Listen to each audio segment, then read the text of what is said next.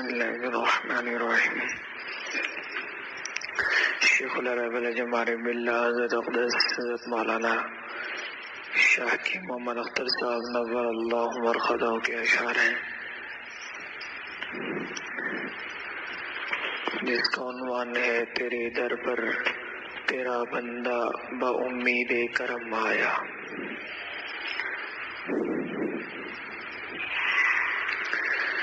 کرم سے ان کے میرے سامنے ان کا حرم آیا. کرم سے ان کے میرے سامنے ان کا حرم آیا.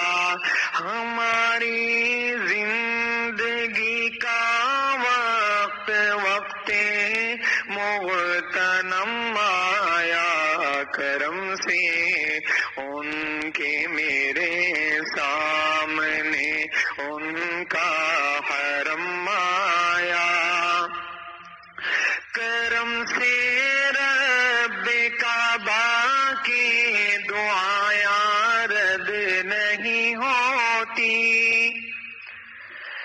کرم سے رب کعبہ کی دعائیں رد نہیں ہوتی. نظر کے سامنے قسمت سے میری ملتزم آیا. نظر کے سامنے قسمت سے میری ملتزم آیا. کرم سے ان کے میرے سامنے ان کا حرم آیا. یہاں کا ذرہ ذرہ مظہر انوار کعبہ ہے. یہاں کا ذرہ ذرہ مظہر انوار کعبہ ہے. یہ مالک کا کرم ہے اس پہ جو اس کے حرم آیا. یہ مالک کا کرم ہے اس پہ جو اس کے حرم آیا. کرم سے ان کے میرے سامنے ان کا حرم آیا. ہماری زندگی کا وقت وقت مغتنم آیا. کرم سے ان کے میرے سامنے ان کا حرم آیا. اگرچہ پر خطا ہے پر کہاں جائے تیرا بندہ. اگرچہ پر خطا ہے پر کہاں جائے تیرا بندہ. تیرے در پر تیرا بندہ با امید کرم آیا. تیرے در پر تیرا بندہ با امید کرم آیا.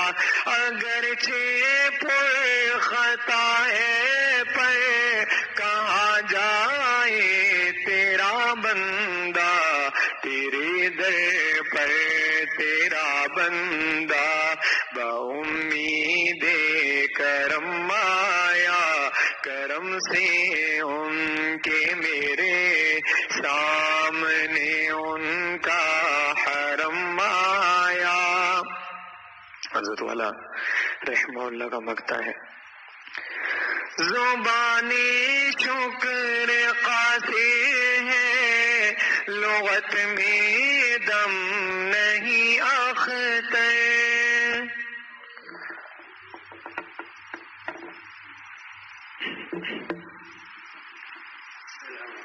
وعلیکم السلام.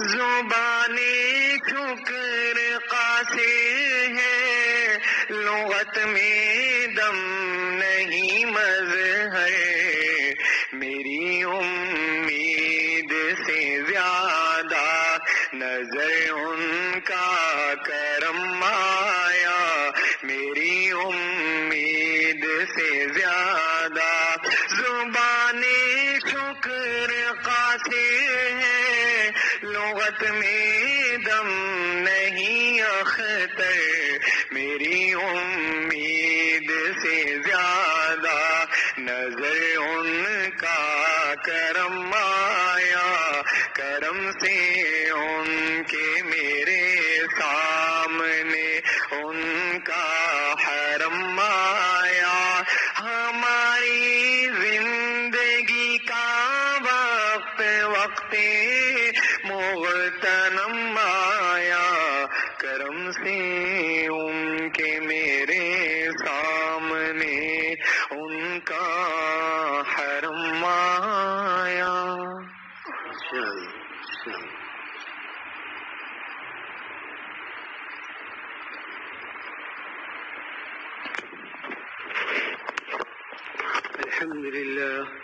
الحمد لله وكفى وسلام على عباده الذين اصطفى، أما بعد، فأعوذ بالله من الشيطان الرجيم، بسم الله الرحمن الرحيم، أفحسبتم أنما خلقناكم عبثا وأنكم إلينا لا ترجعون، فتعالى الله الملك الحق، لا إله إلا هو رب العرش الكريم۔ گزشتہ جمعے اسی آیت کے اوپر کچھ بات ہوئی تھی۔ اللہ رب العزت نے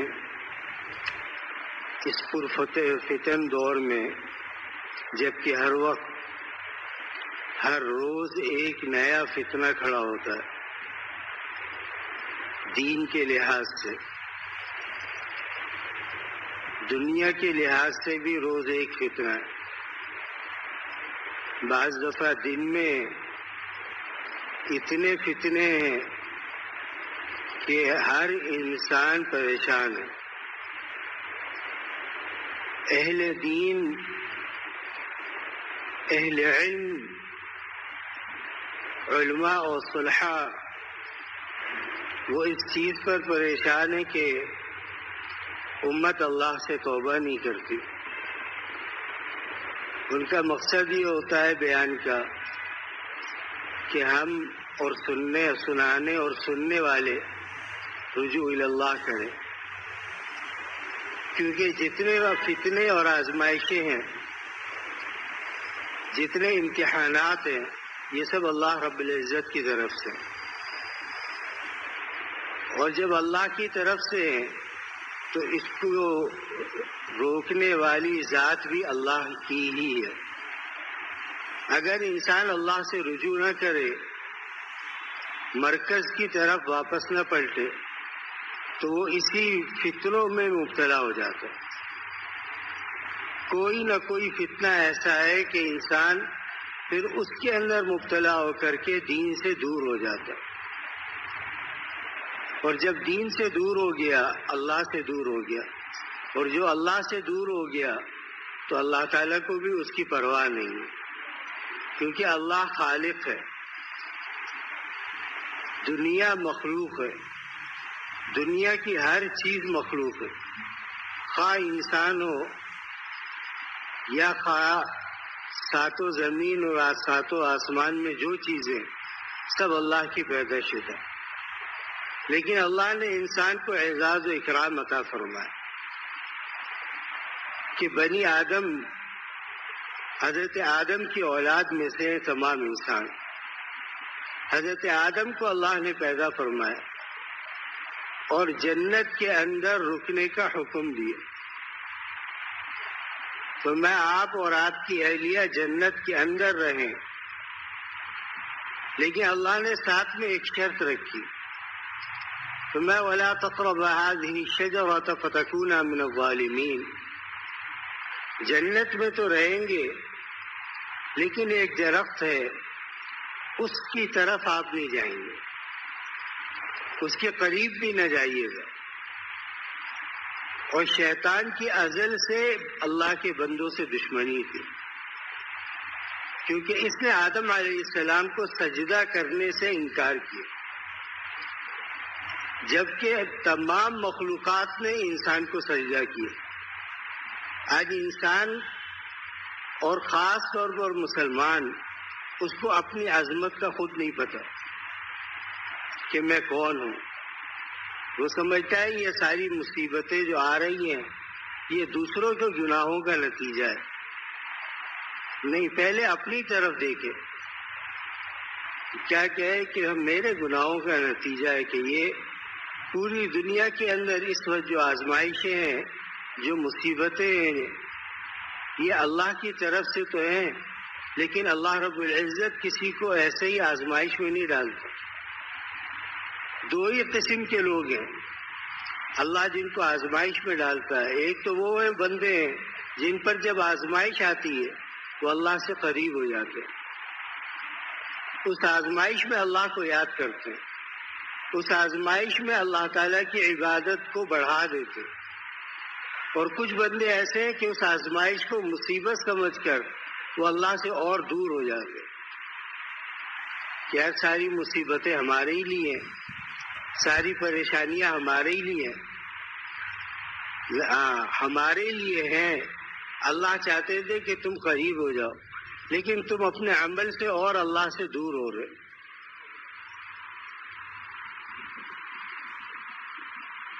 لہذا اللہ سے آزمائش کا پتہ کب چلے گا کہ یہ آزمائش ہے یا عذاب ہے؟ کہ جب امت اللہ سے دور ہونے لگے تو سمجھ لے کہ عذاب ہے۔ اس لیے کہ جب عذاب آتا ہے تو انسان کو احساس نہیں ہوتا۔ جتنی بھی معذب قومیں پچھلے انبیاء کی بھی اور اس زمانے میں بھی جو عذاب آیا ان کے اوپر، تو ان کو اس بات کا اور اپنی غلطی کا احساس ہی نہیں تھا کہ ہم غلط ہیں۔ انہوں نے کہا کہ جو ہمیں سمجھ میں آیا ہم اس کے مطابق چل رہے ہیں اور ہم حق پر ہیں، حالانکہ حق کا راستہ وہ نہیں تھا، لیکن پھر بھی ان کو شیطان نے ایسا بہکایا کہ وہ اس کو حق سمجھ بیٹھے۔ جیسے کہ آدم علیہ السلام کو اللہ نے منع کیا کہ اس درخت کے قریب نہیں جانا۔ مفسرین نے لکھا ہے کہ شیطان حضرت آدم علیہ السلام کے پاس آیا اور کہا کہ یہ وہ درخت ہے کہ اگر آپ اس سے کچھ کھا لیں تو کبھی بھی آپ کو اللہ جنت سے نہیں نکالے گا۔ آدم علیہ السلام نے فرمایا کہ اللہ نے مجھے اس کے قریب بھی جانے سے منع فرمایا۔ شیطان نے ہر حربہ آدم علیہ السلام کے ساتھ لگایا، لیکن آدم علیہ السلام نے انکار کر دی۔ لیکن جب لکھا ہے کہ شیطان نے اللہ کی قسم کھائی، کہ اللہ کی قسم اللہ نے اس لیے منع کیا ہے کہ اگر اس کو آپ کھا لیں تو آپ ہمیشہ اللہ کے قریب جنت میں ہی رہیں گے۔ لکھا ہے کہ آدم علیہ السلام اللہ کا نام سن کر کے یہ بھول گئے کہ اللہ نے منع کیا تھا کہ اس کے قریب مت جانا، اور وہ کھا لیا، اور وہ تھی گندم۔ اللہ نے گندم سے کھانے سے منع فرمایا۔ جب آدم علیہ السلام نے کھا لیا تو اللہ نے فرمایا کہ اب ہم نے آپ کو منع کیا تھا، لہذا اب آپ زمین پر چلے جائیں اور تمام انسانیت کو ہم آپ کی پشت سے پیدا کریں گے۔ بنی آدم بھی آج یہی کر رہا ہے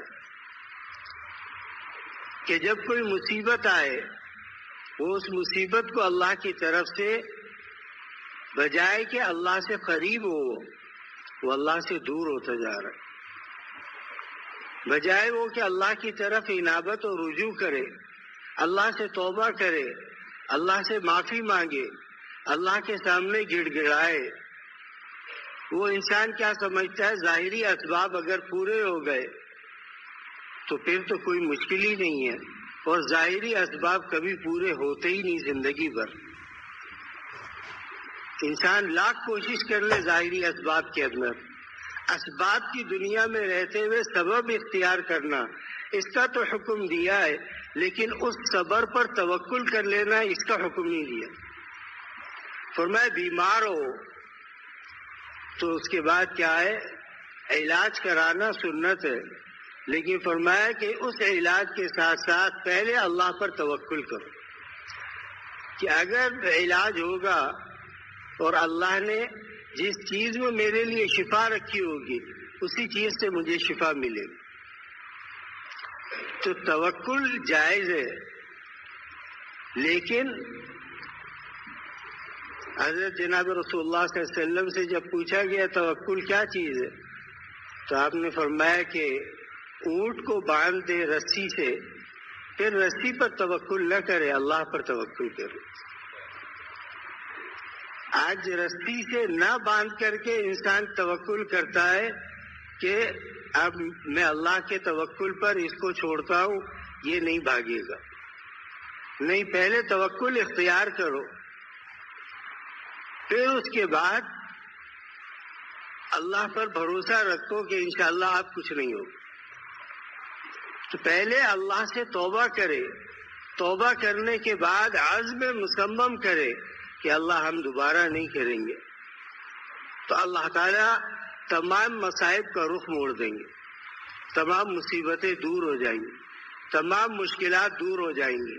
آج ہر گھر میں ایک فتنہ ہے، آج ہر گھر میں ایک فساد ہے، ایک ہی گھر کے اندر رہنے والے لوگ مختلف مشکلات کا شکار ہے۔ کوئی کہتا ہے میری روزی کم ہے، کوئی کہتا ہے مجھے تنخواہ پوری نہیں ملتی، کوئی کہتا ہے کہ میرا اس کے اندر گزارا نہیں ہوتا، یہ بھی کوئی تنخواہ ہے، اس سے بڑھ کر کے ملنی چاہیے تھی۔ تو انسان کو اللہ نے بندہ بنایا ہے، رب نہیں بنایا۔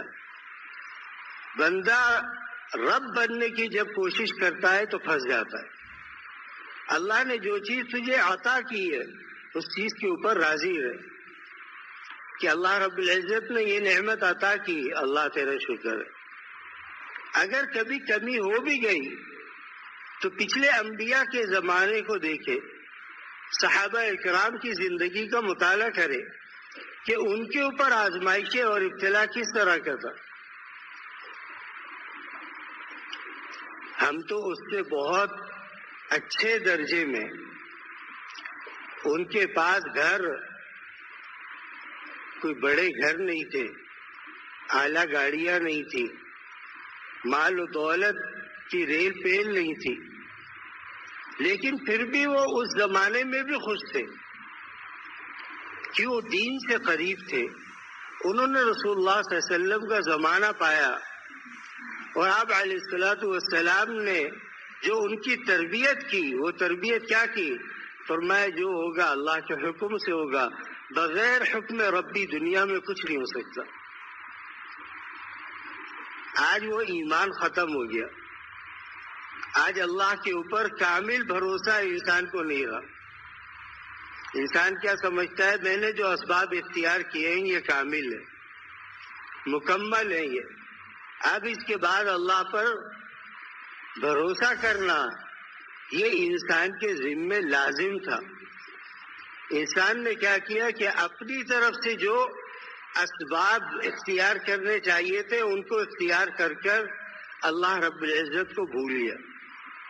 پیسے زیادہ آنے لگے، اللہ کو بلا دیا، خوشی ملنے لگی، اللہ کو بلا دیا۔ جب ابتلا اور آزمائش آئی تو اس میں بھی اللہ کو بلا دیا۔ اپنی کاوش سے کہتا ہے کہ میں مصیبت دور کر دوں گا، کوئی بات نہیں ہے، مصیبت آئی ہے کہ میں اپنی اس سے کاوش سے دور کروں گا۔ اپنی کاوش سے انسان کچھ بھی نہیں کر سکتا۔ اگر اللہ رب العزت ایک ہاتھ پر فالج گرا دے، تو انسان کا وہ ہاتھ مفلوج ہو جاتا ہے، وہ ہاتھ کو حرکت نہیں دے سکتا. انسان اتنا عاجز ہے. خلق الانسان ضعیفا، فرمایا ہم نے انسان کو ضعیف بنایا ہے، کمزور بنایا ہے. سر میں درد شروع ہو جائے اس کو چین نہیں آتا، ادھر دائیں بائیں سکون حاصل کرنا چاہ رہا. بھائی تجھے 6 فٹ کا بنایا ہے، آدھے فٹ کے سر میں درد ہوا، تیرا پورا جسم کیوں تڑا پڑا ہے؟ رسول اللہ صلی اللہ علیہ وسلم نے اس کے بارے میں کیا فرمایا؟ فرمایا ان اشتکا عینہ اشتکا کلہ، آنکھ میں تکلیف ہوگی پورے جسم میں تکلیف ہوگی. ان اشتکا رأسہ اشتکا کلہ، سر میں درد ہوگا پورا جسم جو ہے بے چین ہو جائے گا. اب اس کا علاج کیا ہے؟ اس کا علاج یہ تھا کہ اللہ رب العزت کی طرف توجہ کرتا، پہلے اللہ سے مانگے کہ اللہ مجھے شفا عطا فرما، پھر اس کے بعد دوائی کھائے. کیوں؟ حضرت ابراہیم علیہ السلام نے کیا فرمایا؟ وَإِذَا مَرِضْتُ فَهُوَ يَشْفِينِ، جب میں بیمار ہوتا ہوں میرا رب ہی مجھے شفا دیتا. اور جب نمرود سے بات ہوئی تو نمرود نے ربوبیت کا دعویٰ کیا. حضرت ابراہیم علیہ السلام نے فرمایا اچھا تو اس چیز کا دعویٰ کر رہا ہے، چل اللہ تعالیٰ مشرق سے سورج نکالتا ہے مغرب میں غروب کر دیتا ہے، تو مغرب سے نکال کر مشرق میں غروب کر دے. فإن اللہ یأتی بالشمس من المشرق فأتی بها من المغرب فبہت الذی کفر. وہ ہکا بکا رہ گیا کہ یہ کام میں کس طرح سے کروں گا کہ مغرب سے میں سورج نکال دوں. تو اللہ نے جن کو عقل سلیم عطا فرمائی ان میں سب سے بڑا درجہ انبیاء علیہ الصلوۃ والسلام کا تھا. تو انبیاء کے کلام کے اندر کیونکہ ان کو اللہ تعالیٰ نے منتخب ہی انبیاء کے طور پر کیا تو ان کا کلام فصیح اور بلیغ ہوتا ہے. ابراہیم علیہ السلام کے ایک کلمے سے نمرود اپنی ربوبیت کا دعویٰ کرنے کے باوجود وہ ہکا بکا رہ گیا کہ ابراہیم علیہ السلام نے سوال کیا کیا کہ اللہ مشرق سے سورج نکالتا ہے، میں تجھے مان لوں گا، تو مغرب سے نکال کر کے دکھا.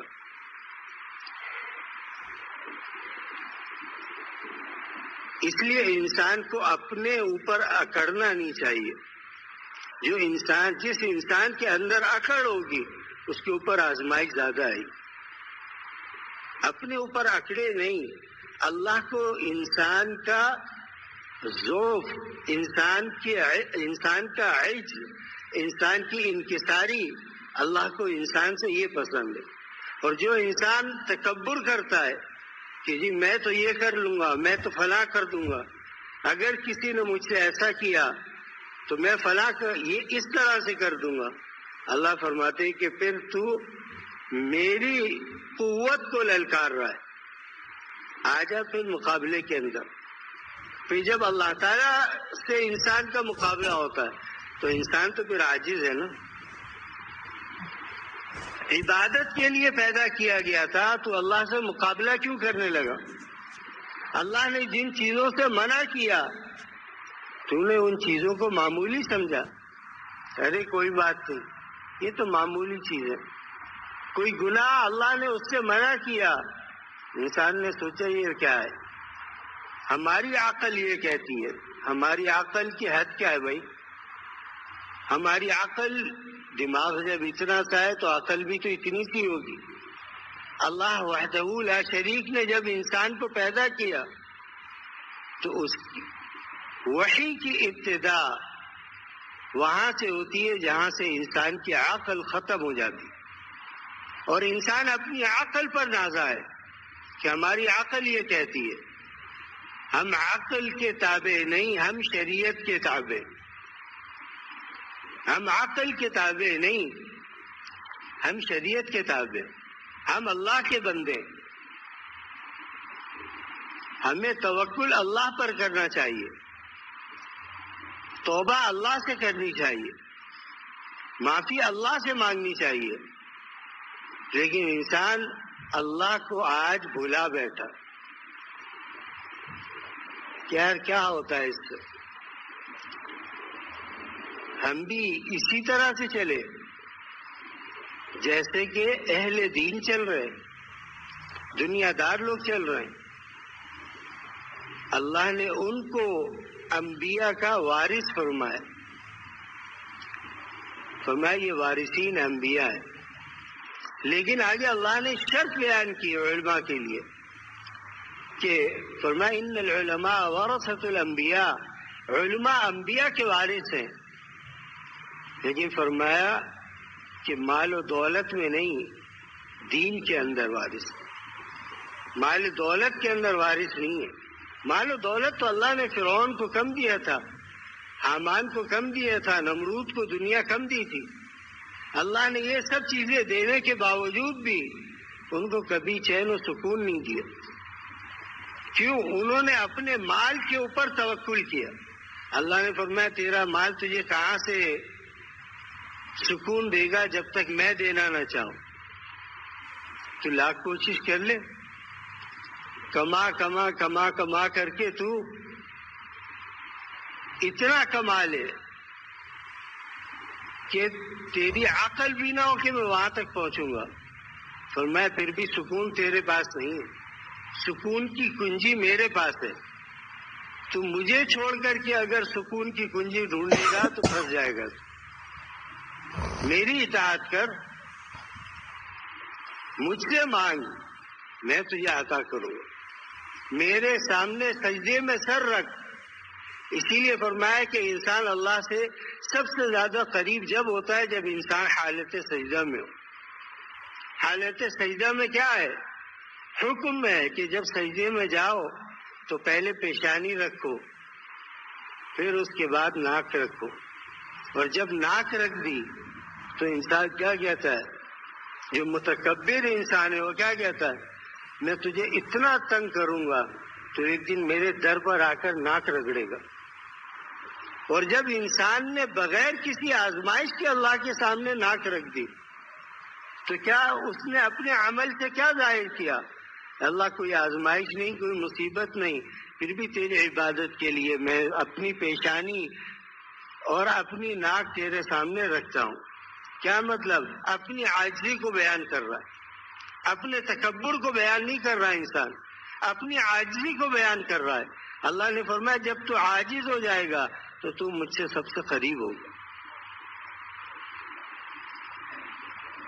آج انسان متکبر بن گیا کہ جی ہم تو یہ کر سکتے ہیں، ہم تو فلاں کر سکتے ہیں۔ ایک موت آ جائے انسان کو تو سارے ہنگامے حیات دنیا کے سب ٹھنڈے پڑ جاتے۔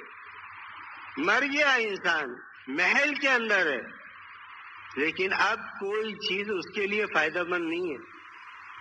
محل کے غلام ہیں، محل کے لوگ ہیں، محل کے اندر رہا، وہاں پیدا ہوا، لیکن جب موت آ گئی محل سے بھی نکالا جاتا، کہا قبر میں دفن کر دو۔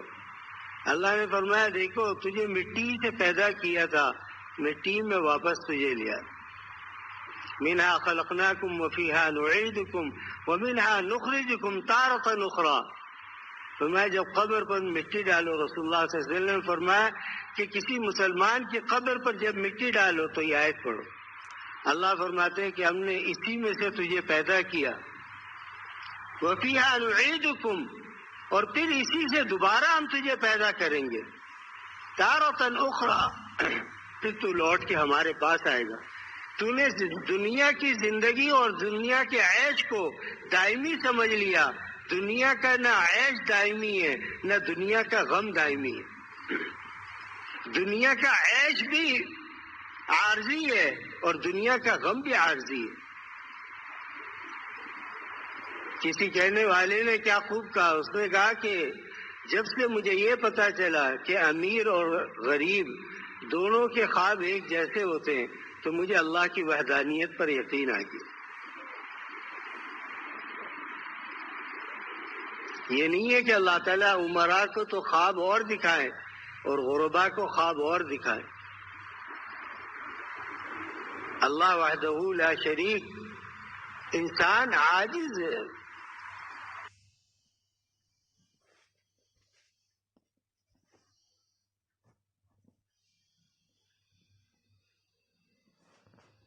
کہ جب وہ کسی قوم کو برباد کرنے پر آتا ہے تو قومیں ایسے برباد ہوتی ہیں کہ ان کا نام و نشان اللہ مٹا دیتا ہے۔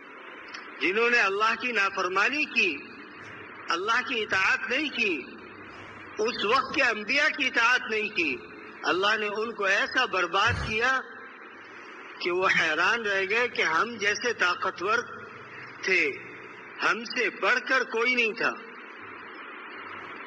لیکن جب اللہ کا عذاب آیا، اس عذاب سے گھنٹوں کے اندر پوری زندگی کی کمائی سب گوا دی۔ انسان اپنے آپ کے اندر یہ چیز رکھتا ہے، جی اس چیز پر حق میرا ہے، اس چیز پر حق میرا ہے۔ تو ہمارا حق کس چیز کے اوپر ہے؟ ہم تو عارضیہ ہیں۔ انسان ٹرین میں بیٹھ کر کے یہ بولے کہ ٹرین میری ہے تو حکومت کیا کہتی ہے؟ ٹرین ہماری ہے، ہم نے تجھے سواری کی اجازت دی ہے، ٹرین تیری ملکیت نہیں ہو گئی۔ اللہ نے زندگی دی، فرمایا زندگی کیا ہے؟ میری طاعت و فرما برداری کے اندر گزار۔ اگر طاعت و فرما برداری میں گزارے گا تو میں تیری زندگی کا یہ سفر آسان کر دوں، اور اس کو اگر نافرمانی کے اندر گزارا، اللہ کی نافرمانی کرنے لگا، اللہ نے فرمایا پھر تمہارے لیے زمین کے اندر سکون نہیں ہے۔ ایسا پریشان کروں گا کہ تم حیران ہو جاؤ گے کہ ہمارے اوپر یہ پریشانی آئی تو کہاں سے آئی،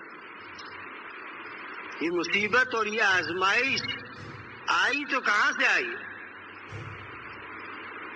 ابھی ہمارے یہاں سیلاب کا وہ آیا ہوا ہے، تو ہم گئے تھے ابھی بلوچستان کی طرف، وہاں پر ایسے علاقے دیکھے کہ پوری بستیاں تھیں، کہتے کہ آدھے گھنٹے میں پانی آیا اور پوری بستی کو بہا کر لے گئی۔ اب بستی کے معززین سڑک کے کنارے بیٹھے ہوئے، لیکن اس وقت ان کو کوئی سمجھانے والا یہ نہیں ہے کہ دیکھو تمہاری زندگی کیا تھی، کیا ہو گئی، تم پہلے دینے والے تھے، آج لینے والے بن گئے۔ اللہ کی طرف رجوع کرو، اللہ سے توبہ کرو۔ پانی انسان کو تکلیف نہیں پہنچا سکتا، پانی تو راحت کی چیز ہے۔ پیاس میں کسی انسان کو پانی دو، اس کو راحت ملتی ہے؟ نہیں، پانی تو راحت کی چیز ہے۔ پانی عذاب کیسے بن گیا؟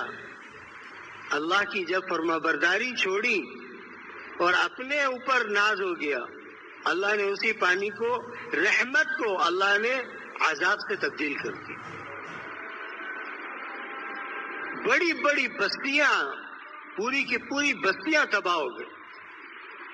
لوگ سو رہے تھے، چھت گر گئی، مر گئے، انتقال ہو گیا، دیواریں گر گئی، انتقال ہو گیا۔ حالانکہ بارشوں کو تو ایک عرصہ وقت گزر چکا ہے، ہم نے اب دیکھا، اس بدھ کی بات ہے کہ ابھی بھی وہاں 4 فٹ پانی کھڑا ہوا، لوگ سڑک کے کنارے بیٹھے ہوئے کہ کوئی ہمیں دے دے، کوئی ہمیں کچھ دے دے کھانے کے لیے۔ لیکن ان لوگوں کو یہ سمجھانے والا کوئی نہیں ہے کہ اللہ کے بندے، جو رب تمہیں وہاں دے رہا تھا وہ یہاں بھی دے سکتا ہے، لیکن تم رجوع اللہ کی طرف کرو، رجوع اللہ کرو۔ وہ کہتے ہیں یہ تو ہمارا حق ہے، اب تو ہم بیٹھے ہی اسی لیے، ہمارا تو سب کچھ چھن گیا۔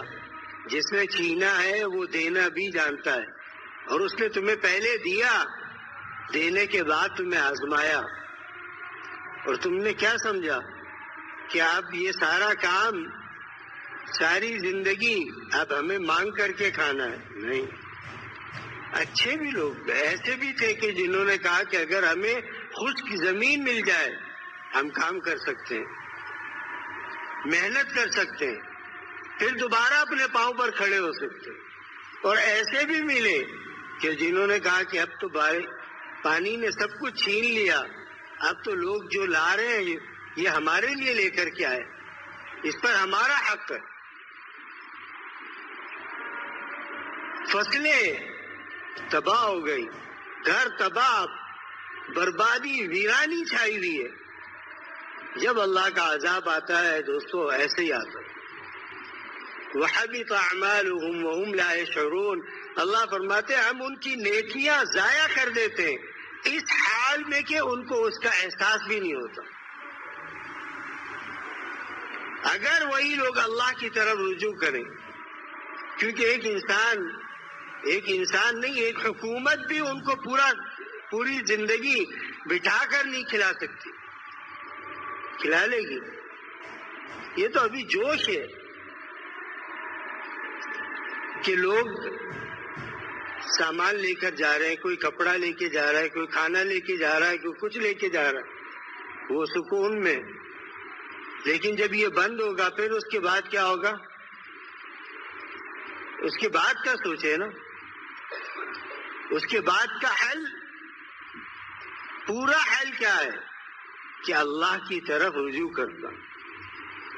ایسے لوگ دیکھیں جن کو کلمہ بھی نہیں آتا تو وہ اپنے آپ کو مسلمان کہہ رہے ہم مسلمان ہیں، کلمہ طیبہ پہلا کلمہ بھی ان کو نہیں آ رہا۔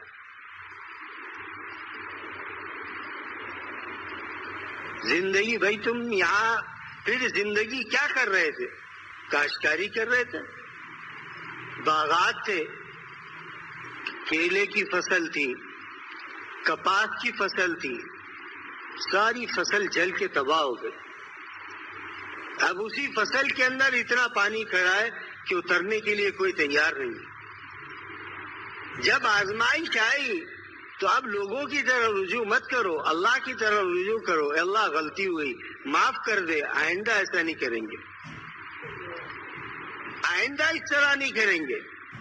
جو گناہ ہم نے کیے، تیری طرف سے آزمائش آئی، ہم اس کو برداشت نہیں کر سکے، کہ اللہ اس آزمائش کو دور فرما دے۔ یہ کام کس کا ہے؟ ان لوگوں کا کام ہے جن کے اوپر عذاب آ گیا، جن پر مصائب آئے، جن پر پریشانیاں آئی، لیکن ان کو یہ سمجھانے والا کوئی نہیں ہے۔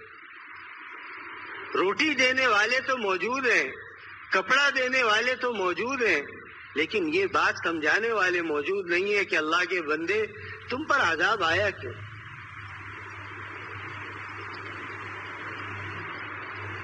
اپنی زندگی کا تم نے جائزہ لیا؟ تم نے اس سے کیا سیکھا کہ یہ عذاب جو آیا اچانک، اس کی وجہ کیا ہوئی؟ کہ اللہ نے فرمایا وَلَنَبْلُوَنَّكُمْ بِشَيْءٍ مِّنَ الْخَوْفِ وَالْجُوعِ وَنَقْصٍ مِّنَ الْأَمْوَالِ وَالثَّمَرَاتِ، فرمایا بھوک سے بھی آزماؤں گا، خوف سے بھی آزماؤں گا، تمہارے باغات کے پھل کم ہو جائیں گے اس سے بھی آزماؤں گا۔ ان تمام چیزوں سے اللہ نے ان کو آج اس مصیبت کے اندر آزمایا، لیکن انہوں نے صبر کا دامن ہاتھ سے چھوڑ دیا۔ حالانکہ اللہ نے آگے کیا فرمایا؟ فرمایا وَبَشِّرِ الصَّابِرِينَ، صبر کرنے والوں کے لیے خوشخبری ہے، ہم ان کی زمینوں کو پھر ہرا بھرا کر دیں گے جو صبر کرے گا۔ الَّذِينَ إِذَا أَصَابَتْهُمْ مُصِيبَةٌ، اور وہ لوگ جن کے اوپر وہ مصیبت پہنچی وہ کیا کہتے ہیں؟ قالوا انا للہ وانا الیہ راجعون، بے شک ہم لوٹ کر اللہ ہی کے پاس جانے والے تھے، اللہ نے یہ تو پھر بھی کم نازل۔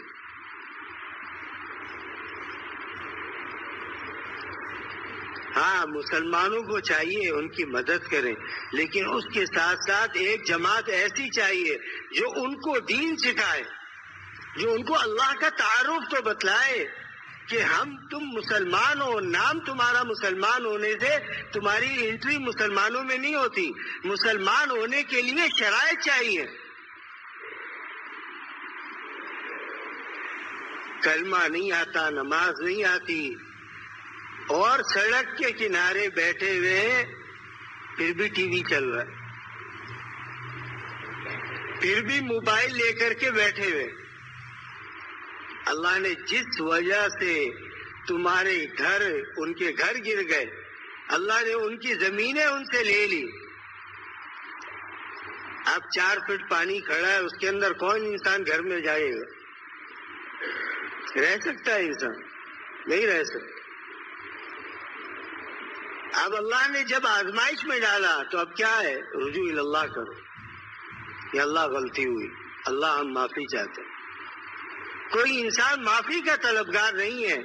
لوگ کہتے ہیں کہ ہمیں صرف کیا مل جائے, ہمیں راشن مل جائے, ہمیں خیمہ مل جائے. یہ تو آپ کو مل ہی جائے گا, لیکن اللہ سے مانگو گے تو اللہ ایسا عطا کرے گا. جب بندہ توبہ کر لیتا ہے تو اللہ کیا فرماتے ہیں کہ ان اللہ یحب التوابین, اللہ تعالیٰ توبہ کرنے والوں سے محبت فرماتا ہے اور محبت کرتا رہے گا. رجوع کرو اللہ کی طرف. لیکن اس چیز کے اوپر کمی ہے. اس کے سامان یہ کیا ہے؟ اللہ فرماتے ہیں اگر ساری دنیا کے مال کی حقیقت اور اہمیت اللہ کے نزدیک ایک مچھر کے پر کے برابر ہوتی تو اللہ رب العزت کسی کافر کو ایک گھونٹ پانی بھی نہ دیتے. حدیث پاک ہے یہ. تو میں مچھر کے پر کے برابر بھی ساری دنیا کی حقیقت ہوتی, اللہ کسی کافر کو ایک گھونٹ پانی نہیں دیتا. اللہ نے فرمایا دنیا میرے نزدیک ایسے, اور آج ہم نے دنیا ہی کو سب کچھ سمجھا ہوا ہے. بولے بھائی حق باتیں نہیں ہیں. آج ہم کیا سمجھتے ہیں؟ ایک آدمی اگر بڑی گاڑی کے اندر جا رہا ہے, راحت سے جا رہا ہے, تو غریب انسان کیا سمجھتا ہے؟ یار اس کے پاس تو دیکھو کیا کیا چیزیں, نعمتیں, اور ایک ہم میں کہ ہمارے پاس کچھ بھی نہیں ہے. تو اللہ سے شکوہ کیوں کر رہا ہے؟ وہ عارضی زندگی میں اس کو اللہ نے یہ چیزیں دی ہیں. اللہ نے دائمی زندگی جنت کی رکھی ہے, اور جنت کی نعمت جنت دائمی, جنت کی نعمتیں دائمی. یہ زندگی عارضی, اس زندگی کا مزہ اور لذت یہ بھی عارضی. انسان گناہ کی طرف جا رہا ہے, فلمیں دیکھ رہے ہیں, 3 گھنٹے انسان فلم دیکھتا ہے, اس کو وقت کا پتہ نہیں چلتا. لیکن 10 منٹ کے لیے مسجد کے اندر بیٹھ جائے, اس کو اپنے وقت کا احساس ہونے لگتا ہے, یار بہت دیر بیٹھ گئے, اب باہر جانا چاہیے, اپنے کام و کاروبار کے اندر مشغول ہونا چاہیے. کچھ دیر بیٹھ کے اللہ سے بات کرو مسجد کے اندر. کیوں؟ جس سے محبت ہوتی ہے اس سے بات ہوتی ہے, نہیں ہوتی. فرض نماز نہیں, اس کے علاوہ فرمایا مسجد کے اندر آؤ, نفلی اعتکاف کی نیت کرو, بیٹھو, اللہ سے کلام کرو. اللہ تو نے پیدا کیا ہے. آج جب تعلق ہی نہیں رہا, تو جب تعلق انسان نے توڑ لیا تو اللہ نے فرمایا کہ میری عزت کے اندر کوئی کمی نہیں ہوئی, میری عظمت میں کمی نہیں ہوئی, تو اپنا نقصان خود کر رہا ہے. تجھے 4 گھنٹے 10 گھنٹے اگر تجھے بٹھایا جائے تو تم موبائل لے کر کے بیٹھا رہے گا, دیکھتا رہے گا. 10 گھنٹے گزر جائیں گے, تجھے وقت کا پتہ نہیں چلے گا.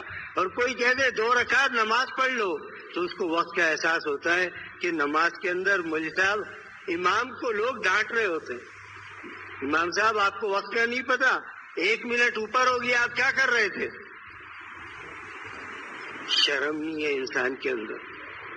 جب بل جمع کرانے جاتا ہے, لائن میں لگو, ان کو بولو بھائی تم نے اتنی دیر کا وعدہ کیا ہے, بجلی کاٹ دیں گے, پھر تمہیں پتہ چلے گا, پھر یہاں گھنٹہ بھی کھڑے رہو گے. کھڑے لائن کے اندر چپ چاپ کھڑے ہوئے, چاہے دل میں گالی دے رہے ہو, منہ پہ گالی نہیں ہوتی.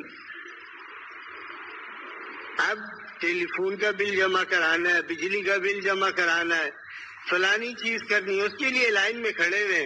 اللہ رب العزت کے گھر کے اندر آ کر انسان 2 منٹ اضافی نہیں بیٹھ سکتا. اور پھر کیا کہتا ہے, ہم اللہ کے بندے. اللہ کا بندہ ایسا ہوتا ہے.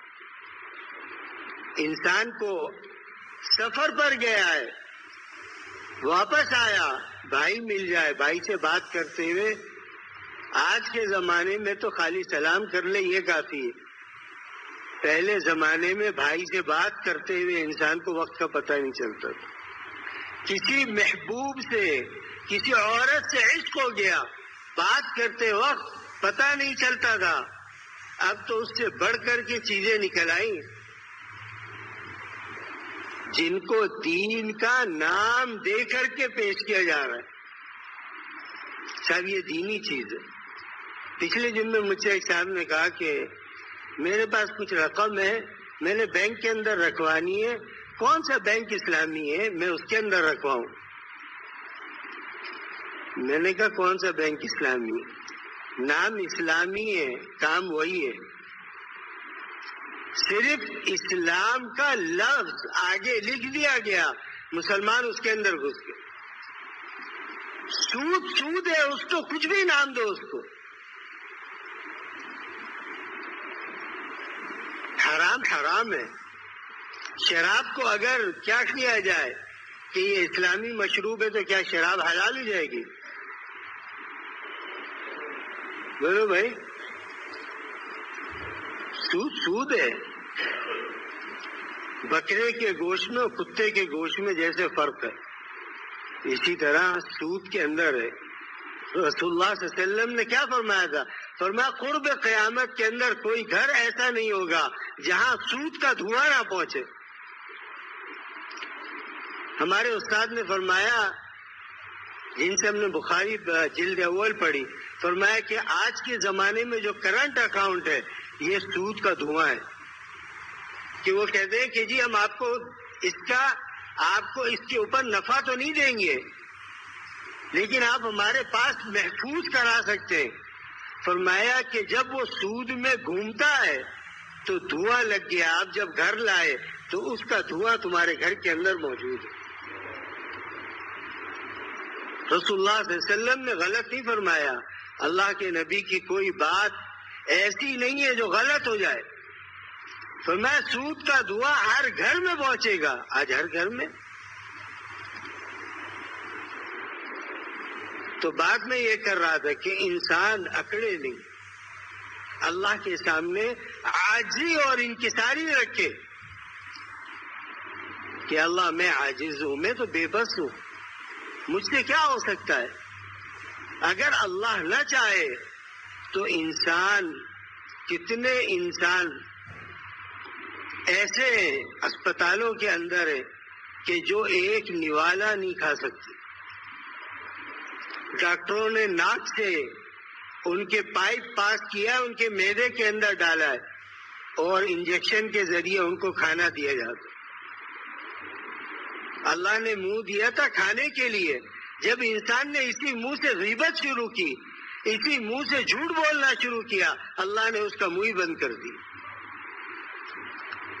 میں اب کیا کرتا؟ تو انسان ضعیف ہے، جب ضعف ہے تیرے اندر تو اللہ کے سامنے مت اکڑ، اللہ رب العزت کے سامنے روئے، انسان اپنے گناہوں کی معافی مانگے، توبہ کرے اللہ سے۔ اسی لیے اللہ نے فرمایا افحسبتم انما خلقناکم عبثا، تم کیا سمجھتے ہو ہم نے تمہیں ایسے ہی پیدا کیا ہے؟ انسان ایک سوئی بناتا ہے، اس کے نفع کتنے گنواتا ہے۔ آج کے زمانے میں اگر غور کرے، انسان اگر سوئی بنا رہا ہے تو اس کے بھی نفع کیا بتاتا ہے؟ جس سوئی سے آپ کپڑا سی سکتے ہیں۔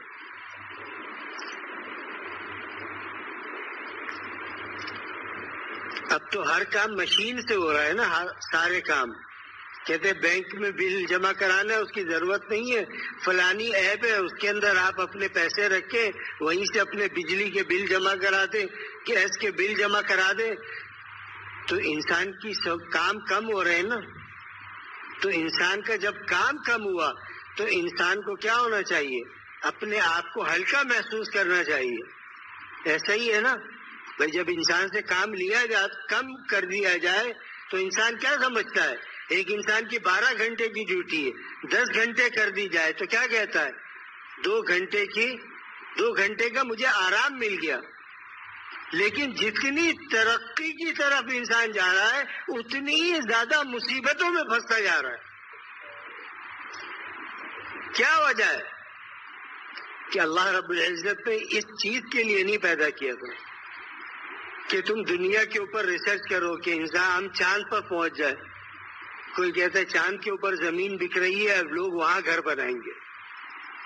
تو اس زمین پر تو انسان بن کر رہو، اللہ اس زمین کو چاند سے بہتر بنا دے گا. اس زمین پر ہم انسان بن کر کے نہیں رہتے. اس زمین کے اوپر ہم اپنے آپ کو وقت کا فرعون سمجھتے ہیں. ہمارے پاس قوت ہے، طاقت ہے. نہیں، قوت اور طاقت والوں کو بھی اللہ تعالیٰ ایسا گراتا ہے کہ پھر کھانے کے لیے تو بہت کچھ موجود ہوتا ہے لیکن حلق سے نہیں اترتا. اللہ منہ بند کر دیتا. اللہ ایسی بیماریوں کے اندر مبتلا. آج کیا ایسی بیماریاں جن کا پہلے کبھی کسی لوگوں نے نام نہیں سنا تھا. آج کسی کو ڈینگی ہو رہا ہے، کسی کو کورونا ہو رہا ہے، کسی کو برین ہیمریج ہو رہا ہے، کسی کو فلاں بیماری ہے، کسی کو فلاں بیماری ہے. انسان پہلے کے لوگوں کو دیکھے، ان کے اندر یہ بیماریاں تھیں. آج آپ چلے جائیں، کھانا کھانے کے لیے چلے جائیں، یہ سپر ہائی وے کے اوپر اتنے بڑے بڑے ہوٹل کھلے ہوئے، تو کہتے جی ساری ٹیبلیں بک ہیں، ابھی آپ کھڑے رہے، آپ کا وقت آئے گا. تو انسان کیا سوچتا ہے، یہ سارا کراچی اٹھ کر یہیں آ گیا کھانے کے لیے. اچھا یہاں سے نکل گئے آپ، اب آپ اسپتال گئے تو کہتے جی یہاں بیڈ نہیں ہے، آپ انتظار کریں، کوئی بیڈ خالی ہوگا تو ہم آپ کے مریض کو رکھ دیں گے. اب انسان سوچتا ہے یار سارا کراچی اٹھ کر اسپتالوں میں آ گیا. نہیں، جب ہم اللہ سے دور ہوئے تو اللہ نے کیا کیا، ہر کام کو مشکل کر دیا. کیوں؟ انسان اپنا دماغ لڑا رہا ہے کہ زندگی آسان ہو جائے. اللہ نے فرمایا زندگی جب آسان ہے، جب راحت والی ہے، جب تم میری اتباع کرو. پھر کھانا نہیں بھی ہوگا. صحابہ اکرام 2 دن نہیں کھاتے تھے. غزوہ خندق کے موقع پر حضرت حذیفہ بن یمان رضی اللہ تعالیٰ عنہ فرماتے ہماری وہ حالت تھی کہ نہ ہمارے پاس کھانے کے لیے تھا، نہ پہننے کے لیے تھا، سردی کا زمانہ تھا. فرمایا کہ میں ایسے ٹھٹر کر کے لیٹا ہوا تھا سردی کی وجہ سے کہ اللہ کے نبی علیہ الصلوۃ والسلام آئے. سامنے کفار کا لشکر تھا. آپ نے فرمایا کہ اے حذیفہ اٹھ، جا کر کے دشمن کی خبر لے کر کیا. فرماتے میں کھڑا ہو گیا، سردی سے کانپ رہا ہوں. اللہ کے نبی نے کیا دعا دی؟ فرمایا اللہ حذیفہ کی آگے سے بھی حفاظت فرما، پیچھے سے بھی حفاظت فرما، دائیں سے بھی حفاظت فرما، بائیں سے بھی حفاظت فرما، اوپر سے بھی حفاظت فرما، نیچے سے بھی حفاظت فرما. حضرت حذیفہ فرماتے مجھے ایسا لگا کہ میرا خون گرم ہو گیا ہے، میں دشمن کے اندر خبر لینے کے لیے چلا گیا. کیوں؟ سرکار دو عالم صلی اللہ علیہ وسلم کی دعا تھی. اس وقت کھانے کے لیے نہیں تھا، سکون تھا. آج کھانے کے لیے، پہننے کے لیے، پینے کے لیے طرح طرح کے مشروبات موجود ہیں دنیا کے. انسان کو پھر بھی سکون نہیں ہے انسان کے پاس. تب اللہ نے فرمایا تم کیا سمجھتے ہو تمہیں عبث پیدا کیا ہے؟ وَأَنَّكُمْ إِلَيْنَا لَا تُرْجَعُونَ، اور تم لوٹ کر میرے پاس نہیں آؤ گے. جب تم آؤ گے تمہاری زندگی کے ہر لمحے کا، ہر سانس کا حساب میں تم سے لوں گا. أَلْهَاكُمُ التَّكَاثُرُ حَتَّى زُرْتُمُ الْمَقَابِرَ. میں جب تم قبرستان جاتے ہو، قبر کے اندر اتارتے ہو کسی کو، اس وقت تو اپنی موت کو یاد کرو کہ مجھے مرنا ہے. قبر بھول گئے، اللہ کو بھول گئے. جب کچھ نہیں تھا تب مسلمان دنیا میں حاکم تھے. حضرت عمر رضی اللہ تعالی عنہ نے اپنے دور خلافت میں 22,000 مربع میل پر اسلامی نظام قائم کیا.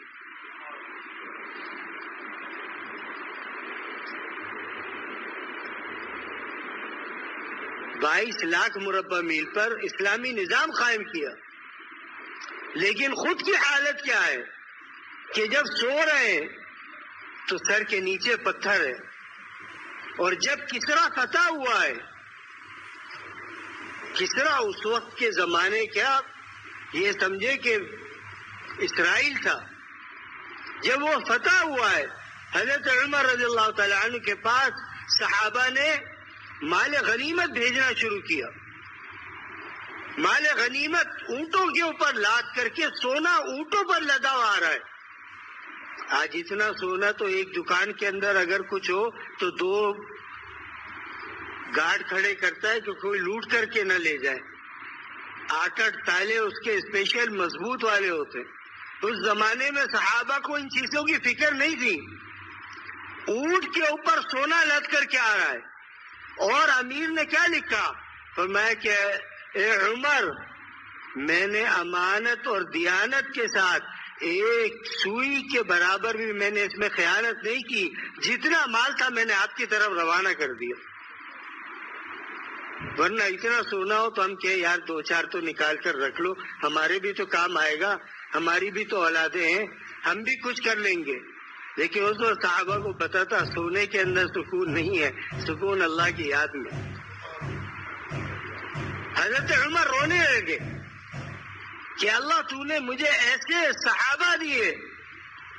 حضرت علی کھڑے تھے، پوچھا عمر کیوں رو رہے ہو؟ فرمایا اللہ کے ایسے نیک بندے کہ یہ اتنے اونٹ سونے سے لدے ہوئے آ رہے ہیں، لیکن وہ کہہ رہے ہیں کہ میں نے ایک سوئی کے برابر بھی اس کے اندر خیانت نہیں کی، اس لیے رو رہا ہوں. فرمایا عمر رو مت، جیسا امیر ہوگا ویسے اس کے لوگ ہوں گے. جب تیرے دل میں دنیا کی محبت نہیں ہے تو ان کے دل میں بھی اللہ نے دنیا کی محبت نہیں رکھی. جب بیت المقدس فتح ہوا تو وہاں کے عیسائیوں نے کیا کہا؟ یہود میں انہوں نے کہا ہم یروشلم کی چابی دیں گے لیکن جب مسلمانوں کا امیر آ جائے. مدینہ خبر آئی، حضرت عمر رضی اللہ تعالی عنہ امیر المومنین ہے، ایک اونٹ لیا اور ایک غلام لیا. فرمایا دونوں آدھا آدھا راستہ، آدھے راستے میں بیٹھوں گا، آدھے راستے تو بیٹھوں. جب یروشلم کے قریب پہنچے تو حضرت عمر کی باری مہار پکڑنے کی تھی اور غلام اوپر بیٹھا ہوا تھا. جب پہنچے تو لوگوں نے کیا سمجھا کہ حضرت عمر وہ ہیں جو اوپر بیٹھے ہوئے. تب امیر نے بتایا کہ عمر وہ نہیں ہے، عمر یہ جس نے رسی پکڑی ہوئی ہے. انہوں نے کہا ہماری کتابوں کے اندر نشانی ایسے ہی اس شخص کی تھی، چابی ہم حوالے کرتے. تو اللہ نے ہمیں عبث پیدا نہیں کیا. جب تھے صحابہ کے بعد بھی لوگ پیدا ہوئے، گھاس کھا کر کے گزارا کیا، لیکن اللہ کی نافرمانی نہیں کی. آج ہم بریانیاں کھا رہے ہیں، اللہ کی نافرمانیاں کر رہے ہیں. آج ہم قورمے کھا رہے ہیں، اللہ کی نافرمانیاں کر رہے ہیں. آج ہم دنیا جہان کی نعمتیں استعمال کر رہے ہیں، اللہ تعالیٰ کی نافرمانی کر رہے ہیں. پھر عذاب نہیں آئے گا تو کیا آئے گا؟ پھر چاہتے ہیں ہمیں سکون حاصل ہو جائے. سکون کی چیزوں کو تو ہم نے خود ضائع کر دیا. تو اللہ رب العزت ہمیں اپنی پہچان عطا فرمائے اور ہر گناہ سے اللہ تعالیٰ ہمیں بچنے والا بنا دے اللہ تعالیٰ. ورنہ دنیا سے تو جو آیا ہے جائے گا ضرور، اور جا رہے. آج حضرت صوفی شمیم احمد صاحب رحمت اللہ علیہ کی والدہ کا انتقال ہو گیا. میرے ماموں ہیں، ان کے داماد کا انتقال ہو گیا، جوان تھے، ہارٹ اٹیک ہوا، ختم. تو جو آ رہا ہے جانے کے لیے آ رہا ہے. جو موقع ملا ہے دوستو اللہ کو راضی کر لو، اللہ ساری دنیا کی نعمتیں قدموں میں پھینک دے گا اور تم دنیا کے پیچھے بھاگو گے، دنیا ہاتھ میں نہیں آئی.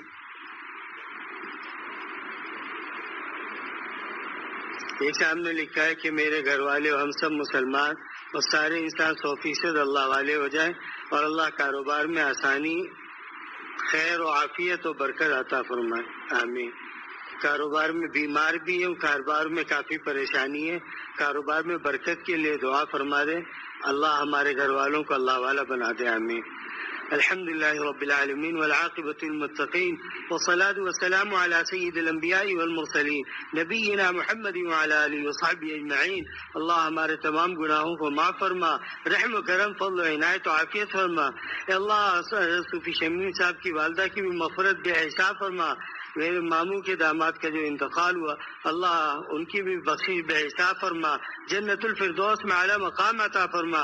اس کے علاوہ جتنے مسلمان اس دنیا سے چلے گئے، اللہ ان کی قبروں کو جنت کے باغوں میں سے ایک باغ بنا دے۔ اللہ ہمیں توبہ کی توفیق عطا فرما دے۔ اللہ اپنے فضل و کرم سے دین پر استقامت عطا فرما، دین پر ثابت قدمی عطا فرما۔ اللہ پھر سے مسلمانوں کے اندر خلافت کا جذبہ دلوں کے اندر پیدا فرما۔ الہ العالمین، ہر انسان پریشان ہے آج دنیا کے اندر، ہر انسان پریشان ہے۔ اللہ ان تمام پریشانیوں کا حل صرف آپ کی توبہ کرنا اور آپ کی رضا کے سائے میں آ جانا ہے۔ اللہ ہمیں اس کی عقل عطا فرما، ہمیں اس کی توفیق عطا فرما۔ الہ العالمین، جتنے گناہ کیے اللہ سب کو معاف فرما، رحم فرما۔ یا اللہ جہاں سیلاب آیا، اللہ وہ بھی تیرے بندے، اللہ ان کے گناہوں کو بھی معاف فرما، ان کی زمینوں کو پھر سے آباد فرما، ان کو بھی سہولیات عطا فرما۔ الہ العالمین، اپنے فضل و کرم سے تمام عالم اسلام کے مسلمانوں کے اوپر رحم فرما، اور جو ظالم کافر ہیں اللہ ان کو تباہ و برباد فرما۔ اللہ ان کا نام و نشان اس دنیا سے مٹا دے۔ اللہ رحم و کرم، فضل و عنایت اور عافیت کا معاملہ فرما، دین پر استقامت کے ساتھ چلنے کی توفیق عطا فرما۔ اپنے گناہوں پر ہمیں احساس ندامت عطا فرما۔ وصلی اللہم تعالی علی خیر خلقہ محمد وعلی آلہ وصحبہ اجمعین برحمتک یا ارحم الراحمین۔